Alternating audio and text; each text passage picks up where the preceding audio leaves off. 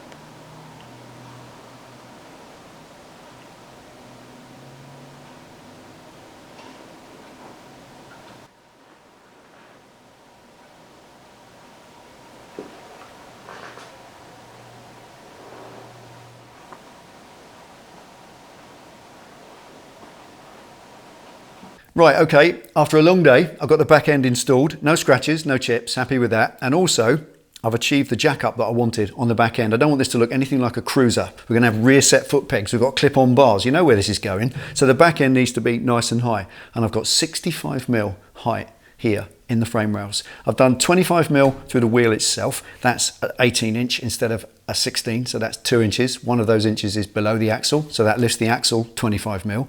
And of course these shocks, with that 30mm spacer fitted, they are 40mm longer than standard. 40 plus 25, 65mm lift here at the frame. That's exactly what I wanted. Gives it an aggressive stance and it washes away any hint of it being a cruiser bike. So there we are. That's it for today. Join us in the next one. We'll do something creative. I'll see you then.